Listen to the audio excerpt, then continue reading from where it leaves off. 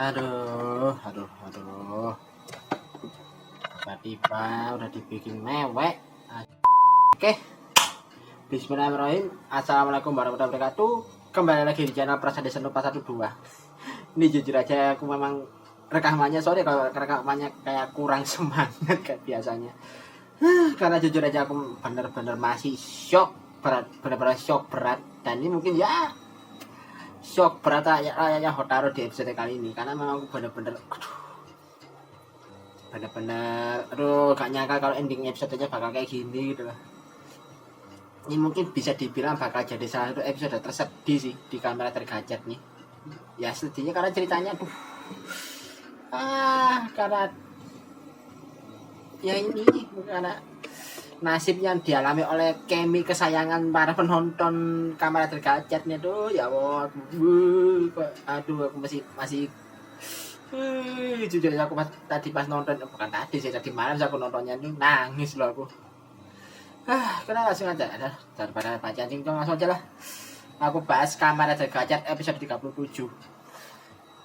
Dan di sini langsung di awal episode langsung ditampilkan kondisi yang benar-benar genting banget ya, karena genting banget antara Hotaru sama teman-temannya yang lagi ini bisa dibilang kayak lagi bawa si Skebos Kemi yang kemarin bisa dibilang dalam kutip mati ya, nanti dibawa ke dalam akademi alkemis buat dia bisa dibilang kayak dikasih pertolongan pertama lah. Jadi kayak ini bisa dibilang ya layaknya orang dibawa ke UGD itu kalau bisa dibilang ya, kalau bisa dibilang kayak penggambarannya lah ya. Dan dia waktu diperiksa sama Bu Kyoka, ya sayang sekali Skebos Malcolm sudah benar-benar gak bisa ditolong lagi. Karena apa? Katanya di sini ya, untuk si Skebos Malcolm lagi, Skebos ini sudah terkena semacam ilmu alkimia khusus, di mana si ilmu alkimia khusus ini mengubah bisa dibilang punya kemampuan di mana dia bisa mengubah Kemi apapun menjadi Malcolm tanpa perantara. Dan ini memang berarti sesuai dengan dengan tebakanku minggu lalu. Karena memang ada semacam ilmu khusus lah dari si Darkin Gigis yang dimana dia bisa mengubah Kemi apapun menjadi Malcolm tanpa perlu wadah sebagai perantara. Kayak kan biasanya kan kalau para Kemi sebelumnya harus pakai orang lah, atau mungkin kayak contohnya si Gurion harus membangkitkan pakai boneka voodoo-nya dia lah. Nah kalau di si Darkin Gigis ini beda, dia bisa menciptakan Kemi, bisa menciptakan Malcolm apapun dari Kemi apapun yang dia mau tanpa perlu perantara itu semua. Jadi benar-benar Keminya langsung diubah jadi Malcolm. Makanya kalau dalam hal ini, kalau misalnya Malcolmnya dikalahkan secara telak sama para Kamen Rider yang lagi ngelawan dia, ya udah di situ Malcolmnya Keminya benar-benar bisa langsung kena damage-nya, dan ada kemungkinan Keminya bakal mati. Wah, pas begitu tahu fakta ini langsung down, langsung kena mental si Hotaru, karena ya dia merasa bersalah karena dia kan dan cara kasus sudah bunuh si Skebos kan. Dan bahkan saking benar-benar desperate-nya dia ya, saking desperate-nya si Hotaru, Hoppa awalnya lagi nyoba menghibur si Hotaru, nggak diwaro loh sama si Hotaru, karena benar-benar dia udah desperate banget si Hotaru di sini.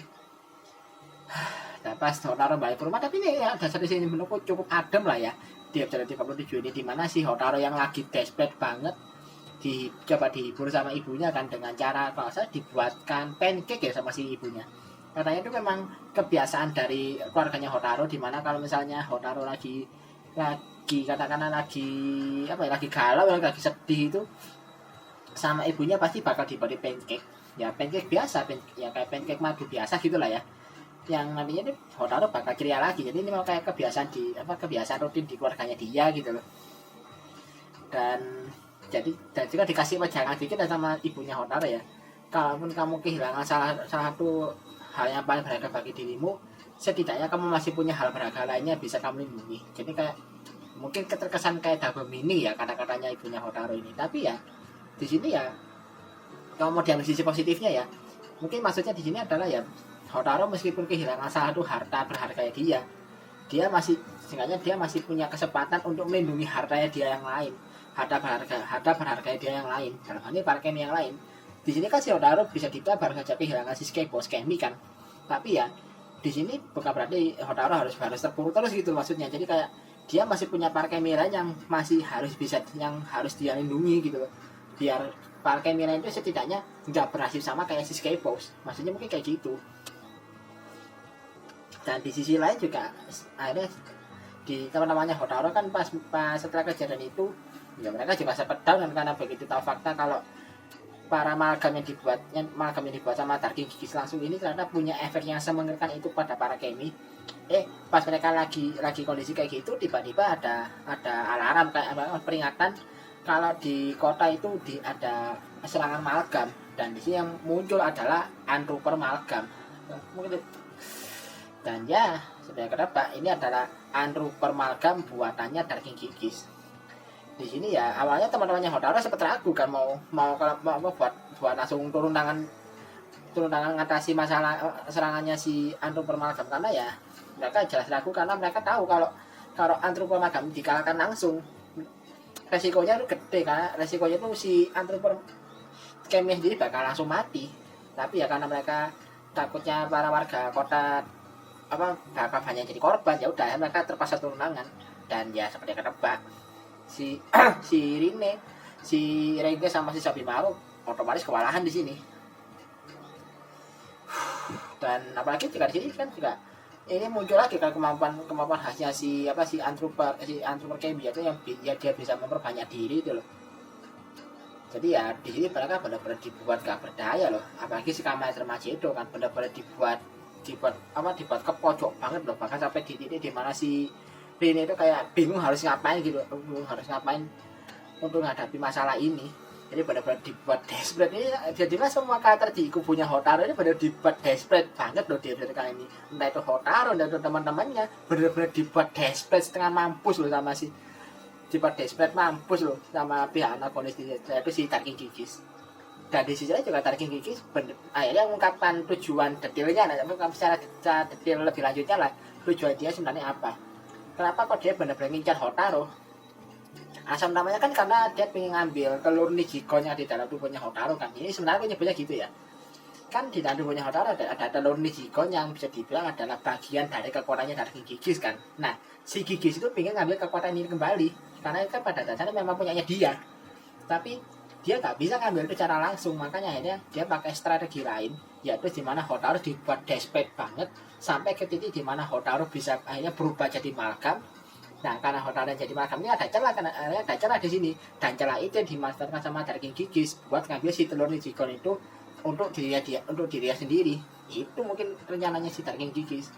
Maka di sini rencananya kayak bisa dibilang cukup ngeri dan kayak kejam banget sih, karena benar-benar si protagonisnya dibuat benar-benar depresi banget sampai dia itu berada di titik dia berubah jadi amalgam. Ya mirip-mirip ini lah kurang lebih konsepnya kayak pas si Spanner Spanner diubah jadi Will Amalgam waktu itu loh, sebelum debutnya Kamen Rider Valvarado. Jadi bisa dibilang konteksnya hampir sama, tapi kali ini yang orang yang yang terlibat di sini adalah Darking Gigis sama Hotaru. Kalau sebelumnya kan ada Gurion sama Spanner kan. Nah, di sini cuma beda orang aja. Jadi kalau lebih konteksnya sama, cuma beda orang yang menerapkan saja.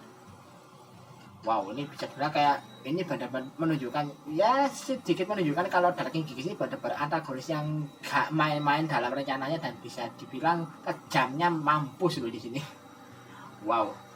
Ini dan balik lagi ini coba melipir sedikit ke si Hoppawan, karena kan bisa dibilang hampir sepertiga episode ini fokusnya ke dia gitu, karena kan dia setelah Hotaru yang lagi depresi kayak gitu, si Hoppawan kan diam-diam kan kayak diam-diam kayak pergi ninggalin Hotaru kan. Dan masih di sini dia tuh pengen nyari dalam tanda kutip ya bunga emas biar si Hotaru itu bisa ceria lagi. Kenapa dia pengen nyari bunga emas? Karena dia itu kayak ini loh, si Hoppawan itu mungkin kayak terngiang-ngiang salah cerita dari bunga emas yang digunakan oleh sang alkemi legendaris untuk membuat semua orang bahagia gitu. Jadi kan ya yang ada di buku dongeng yang dibaca sama Rine, yang dibacakan Rine, ayahnya Rine waktu masih kecil dulu itu. Nah itu si Hoppawan itu pengen nyari itu, maksudnya biar si Hotaru bisa ceria lagi. Dari sini ya memang lebih banyak adegan lucunya ya si Hopawan. Ya, jujur aja Hopawan ini bener-bener kayak bisa udah bener-bener jadi kemi favorit di Kamar Tergacet ya, karena memang dia itu gemoy. Saya itu kemi paling gemoy loh di Kamar Tergacet, karena ada jadi kelucuannya dia itu, yang mulai dari dia pas ke apa di tempat aku bukan dia dijilatin sama anjing lah, terus juga pas lewat depan rumah ke rumah makan dia tiba-tiba disiram lah. Lucu lah gimana ya, nanti lakukan Hopawan ini gemes sendiri kan lucu dia, makanya aku bilang di sini pas di awal videonya aku bilang episode ini benar-benar episode tersedih, karena ya ending episode ini berhubungan sama si Hopawan. Dan singkatnya setelah Hopawan ini aja, dan sedikit lebih lagi ya, dimana si Hotaru yang akhirnya bisa dibilang mulai sedikit bangkit lah ya setelah dikasih nasihat sama ibunya. Dia baru sadar pas itu dia baru nyadar kalau Hopawan hilang kan, akhirnya dia nyoba nyari. Nah pas si Hotaru nyoba nyari Hopawan, dia langsung gak sengaja ya, secara gak sengaja dia tiba di tempatnya sama di mana si teman-temannya lagi ngadapi si Antropper Malgam. Dan di sini ya Hotaru masih ragu kan buat ikut bertarung, karena ya dia tahu resikonya kalau dia ikut bertarung dan nyerang si Malgamnya secara langsung, dia takut nasibnya si Antropper bakal sama kayak Skypos. Tapi ya karena temannya benar-benar sudah dalam kondisi udah terpojok banget dan bahkan hampir aja dibunuh ya sama si Malgamnya, Hotaru akhirnya di sini terpaksa berubah jadi Kamar Tergacet buat ngertikan si Antropper. Dan sini muncul lagi si form, ya ini form yang bisa dibilang cukup lama gak muncul ya, si Kamar Tergacet Lightning Jungle. Jadi di sini ya mungkin bisa dibilang si Hotaru juga nahan diri, kayak makanya dia cuma pakai form Lightning Jungle, karena dia takut melukai keminya langsung kan. Di sini kan yang Malgamnya ini adalah keminya langsung diubah kan, makanya si Hotaru itu nggak mau ngambil resiko buat pakai form yang lebih kuat mungkin ya ini, maka dia cuma pakai form Lightning Jungle biar keminya nggak kenapa-napa. Tapi ya karena keputusan ini justru malah Hotaru malah ikut kewalahan juga, karena ya udah masih Antropper Malgamnya bisa memperbanyak diri, kekuatannya ya, serangannya juga lebih brutal dibandingkan Malgam sebelumnya kan. Ini yang bikin Hotaru ya kewalahan banget. Dan pas Hotaru juga lagi terpojok, muncul akhirnya di sini Minato Sensei sama si Kamada Valvarado buat nolong. Di sini juga akhirnya kan si Spanner kan akhirnya terpaksa nge-finishing si Antropper Malgam kan. Tapi di sini dia langkahnya lebih cepat, jadi begitu setelah di finishing sama si Spanner langsung wujud keminya langsung langsung disegel pakai ke dalam radio chemical. Maksudnya ya biar setidaknya mungkin maksudnya biar Antropper keminya bisa langsung bisa terselamatkan dulu gitu sebelum benar-benar dapat cedera fatal lah ya. Maka dia diselamatkan dulu dengan cara langsung disegel. Tapi ternyata percuma, pas coba dia kartu Antroppernya kayak langsung hitam putih gitu. Jadi kayak sekalipun sudah disegel ke dalam radio chemical, ternyata begitu udah finishing ya udah Antroppernya mati di situ. Jadi ya akhirnya muncul bisa bilang kayak jatuh korban lagi, korban kemi kedua di sini, yaitu si Antropper. Setelah sebelumnya Skypos, sekarang Antropper kemi yang jadi korban. Udah sini Hotaru benar-benar lagi langsung desperate lagi, karena dia melihat untuk kedua kalinya melihat kemi yang sangat dia sayangi mati di depan matanya dia. Dan gak berapa lama sih Hopawan yang bisa dibilang baru aja kembali bawa bunga emas yang dia cari, tiba-tiba dicegat sama Darking Gigis yang muncul tiba-tiba di tempat pertarungan, dan gak pakai basa-basi dia langsung ngubah si Hopawan menjadi Hopper Kemi. Ini waduh ya, aku pas bagian ini juga pas aku mau nonton videonya pas minggu paginya, aku sudah dapat bocoran gambarnya si Hopper Kemi sih. Jadi aku kayak pas pertama kali gambarnya, waduh aku udah feeling gak enak ini. Udah feelingku udah kabeh sih ini, kalau Hopawan di baju Kemi ini bakal ada hal buruk yang terjadi. Aku udah feeling gak enak itu sejak ya scan-nya pertama kali. Dan bener di sini akhirnya si Hotaru kan karena si Hopawannya diambil kan, dia akhirnya nggak bisa berubah jadi kacat kan. Ya dia mau kamu ya bener-bener mati-matian nyadarin si Hopper Kemi ini dalam wujud human form. Ya otomatis sama si Hopper Kemi-nya diajar habis-habisan si Hotaru. Tapi ada satu titik di mana si Hopper Kemi itu sempet nahan diri, karena kayak bisa dibilang si Hopawannya itu pengen nyoba pengen pengen mengendalikan dirinya gitu loh. Dan oh ya, by the way juga kenapa kok di ini kayak tiba-tiba dia berubah jadi Malcolm? Sebenarnya sih ada momen di mana si Hoppawan ini sempat berubah jadi crossover kan, buat katakanlah kayak melawan pengaruh kendalinya si Darky Gigis. Tapi ternyata percuma aja sih.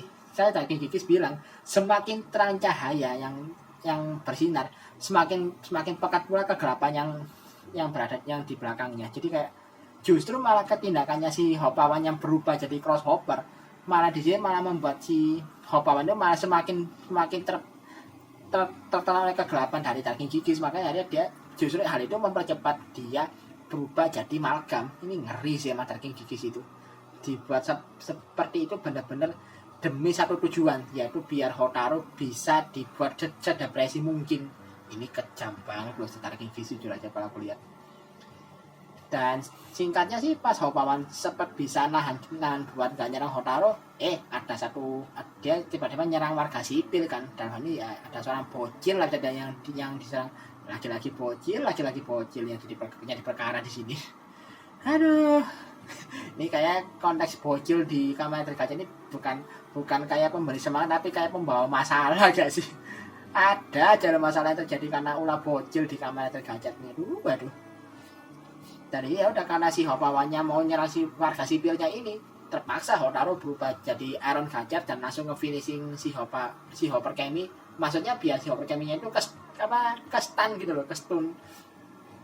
Tapi malah si Hopper Kemi-nya itu malah meledak dan akhirnya pas di tengah asap itu ternyata akhirnya ini yang aku takutkan terjadi, yaitu si Hoppawan mati. Hal yang benar-benar aku khawatirkan terjadi di sini. Dan ini yang benar-benar bikin aku shock banget. Sampai aku sampai benar-benar aku mau rekaman kan tadi malam kan. Setelah nonton tuh pengen langsung rekaman, tapi karena kejadian ini mending aku jangan rekaman dulu deh. Aku masih shock banget loh. Ini aku baru bisa rekaman sekarang karena ya ini benar-benar aku pas habis nonton ini aku langsung shock. Aku gak sampai jangan rekam dulu ya, aku daripada perasaan aku campur aduk terus rekamannya kacau. Ya udah aku rekaman dulu nanti karena bener-bener gak nyangka loh Hoppawan dibuat kayak gini di episode 37. Ya ampun. Dan ya karena yang mati ini adalah Kemi yang bener-bener punya ikatan kuat sama Hotaru. Udah deh Hotaru bener-bener jatuh ke dalam titik terendahnya dia bener-bener depresi berat sampai di titik dimana dia hampir berubah jadi Malcolm.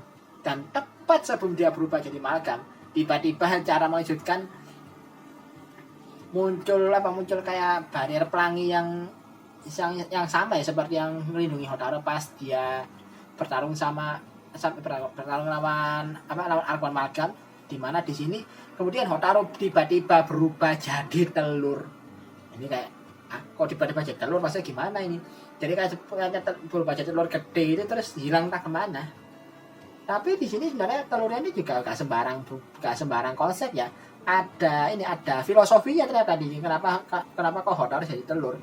Telur itu kan bisa dibilang kalau filosofinya ya. Kalau telur itu dihancurkan dari luar, yang berarti kan bagian dalamnya bakal hancur dan nggak bakal hancur kan. Jadi kayak bagian dalamnya bakal hancur kalau telur itu dihancurkan dari luar. Tapi kalau dipecah dari luar, tapi kalau telur dipecah dari dalam, maka akan terlahir sebuah entitas baru. Jadi kayak mungkin di sini ya, kalau misalnya Hotaru yang dalam wujud telur ini dihancurkan dari luar, ya udah Hotarunya modar.